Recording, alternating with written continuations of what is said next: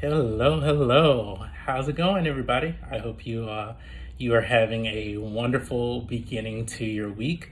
It's been a little while since I've come on and done a video, but I was having a conversation with one of my colleagues earlier, and one of the things we talked about was really making space to show up imperfectly and really stand in our messiness, in our communication, in our business, in our leadership, in all the things. And I was telling him that for the past 3 weeks, I have been ruminating about a blog around self-sabotage. And I started a Word document. In fact, I have 4 Word documents all about self-sabotage. And it just never went anywhere. Like, I was getting frustrated with not just sharing it with people. So I thought maybe I should just come on and create a video. And so because of that conversation, he inspired me to come on and do this really messy and perfect video about my ideas around self-sabotage. So I'm going to share those with you, but I also have my notes here in the background. So I'm going to be looking up from time to time as we go along. So one of the things that I really wanted to speak to first is how much pressure we put on ourselves as business leaders, as entrepreneurs, or as business professionals in general about how polished everything needs to be, or how far along we should be. And so there's this constant comparison that happens for a lot of entrepreneurs and business owners that I work with, and because of that, they can get caught up on this loop of why am I not there faster? Everybody else is doing it. There must be something wrong with me. And that whole shame and guilt spiral just makes things even worse. And so part of what I wanted to call out was, how do you work with that energy? How do you work with the negativity? How do you work with the resistance and the self-sabotage that we all experience as we are stepping out into new territory? So hopefully, as we go along in this video, you'll pick up some nuggets. So I don't know about you, but I've had people say things to me like, Donnie, why don't you just get out of your own way? Or, ugh, can you just stop and do it already? Or do you always get in the way of your success? And after giving them a little bit of side eye and thinking some choice 4-letter words or phrases with 4-letter words, I realized that no, I don't intentionally get in my own way. And in fact, most of the time, if I'm not doing something or procrastinating on something, I already have a high level of awareness that I should be doing it. And I'm beating myself up, trying to get myself to do it. But for whatever reason, I don't follow through. And so that has been something that I've seen in some of the leaders and the entrepreneurs that I've worked with, where they're very clear about what they need to do. You probably have a lot of notes. I have sticky notes all over all over my desk with things. I have notepads. I have sketch pads. I have checklists. So you probably have checklists too. So it's not that you don't know what needs to be done, or that you don't know the exact action steps that you need to take. But there is something that is preventing you from following through. And so when I think about self-sabotage, most of the time when people think about it, they're really thinking about it from a mindset standpoint or a cognitive standpoint. Like, let me just read some more books. Let me take this course. Let me work with this coach. Let me do all the things. And that's important. I think it's really important to think about the mindset work, but it's not the only piece of the equation. And I think the piece of the equation that gets missed is that there is a physiological component to self sabotage as well. It's like we are carrying these bodies around with us as we build our businesses, as we lead our team. And so they have to be on board with the decisions that we're making cognitively so that those two things can move in alignment and move forward together. And so sometimes when we're working on projects, I think about self sabotage as pushing on the gas and the brake at the same time. And the system might be moving forward, but it is screeching. You got smoke coming up from the tires, you're burning out the mechanisms of the car. And so the same is true for your system. It's like you got your mind going and your body is pushing on the brakes. Like, wait a minute, this does not feel safe to me. I don't want to do this.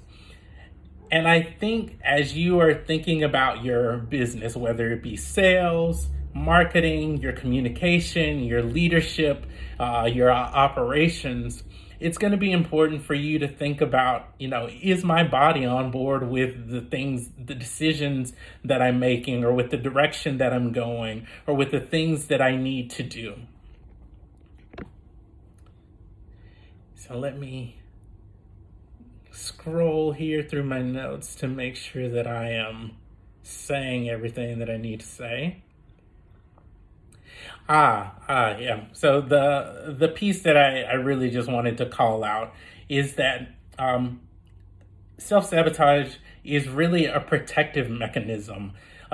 You all have heard me talk about Irene's nervous system regulation work, which has played a key role in my own restoration, both personally and professionally. I'm starting to integrate that work a lot into my business conversations, and I'm seeing a big difference in how I go about working with myself and how I go and building my business and how I go about working with my clients. So when you are thinking about self-sabotage from the physiological perspective, I really want you to just think about it like this. It is stored survival stress. That's it.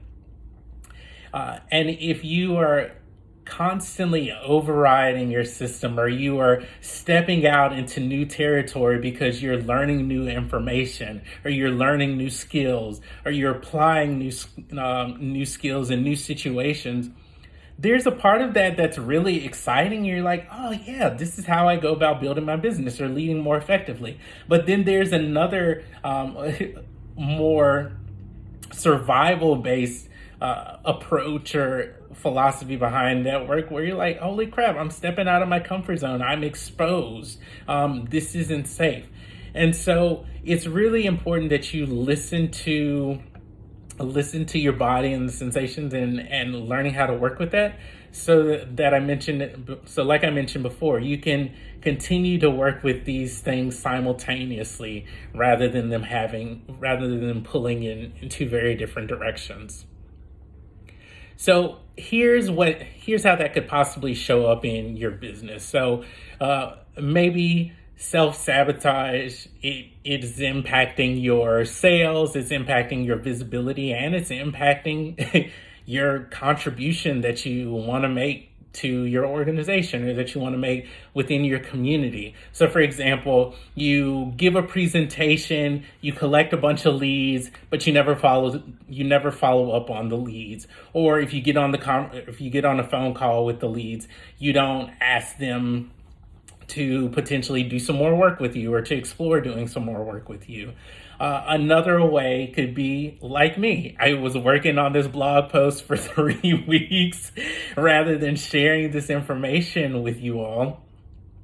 And so it was just sitting there in the background on loop. And I was racking my brain trying to figure out what it is I wanted to say, or how to get it perfect, that I never actually got the content out until now. And then a third example could be, say you are doing the accounting, the marketing, the sales, you're doing the client delivery, you're thinking about the infrastructure and the systems that you need, rather than identifying and hiring people to support you and to build a system or an infrastructure around you in your business that really allow things to be a lot easier for you. And I think that's how self sabotage can get in the way of us being really successful as leaders, as human beings, as business professionals. And if you're in relationship with people, being better partners for your significant other, for your kid. And so here's how I want to wrap this up, because I'm realizing I've shared the bulk of what it was that I needed to say and share imperfectly. But if you are a coach, a consultant, a business leader, and you're really tired of spinning your wheels and feeling stagnant in your work, like, here's some things that you should think about. These are some questions you can ask yourself. The first one is, how does self-sabotage show up for you? For example, for me, mine shows up in my writing and just looping and not really going anywhere with it. In the past, it showed up in not creating videos. It showed up in me not having sales conversations and asking people for the call or asking people for the sale. The second question is, how is the action tied to your survival? So if you are doing something or you aren't doing something, there's a reason for that. So take a little time to explore, okay, if I'm not doing this thing that I know I should be doing, then I don't feel safe in this area. So what is that tied to? What am I holding on to? The third question is, what is this costing you physically, emotionally, spiritually, and financially? All of it has a cost. Like, one, if not getting your content or your message out is causing you some frustration, then there can be a spiritual and emotional cost of, like, I want to contribute, I want to give back, I want to help my community, and I'm not doing that thing that I know I need to do. On the financial side, if you're not more visible and if you aren't hopping on sales calls, then you can't bring in money into your business. And so it really takes some time to think about, what are the implications at these different levels. The fourth piece is,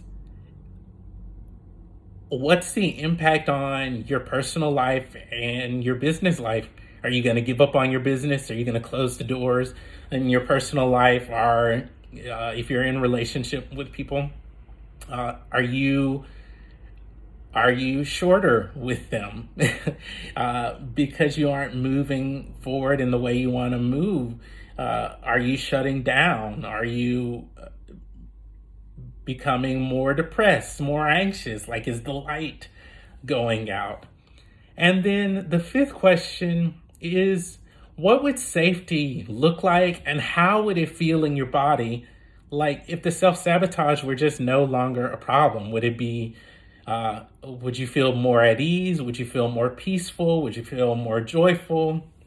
Would there be more flow and energy in what you're working on? So, as always, I really enjoy hearing the ahas that you get from the videos. And I want to know how you plan on taking some of the nuggets you might have learned and implementing it in your leadership practices or in your business practices. So if there are also any other questions that you have, feel free to put them down in the comments below. I'm happy to take a look at those. And if I see a theme, I can make some videos to share some of my insights about that as well.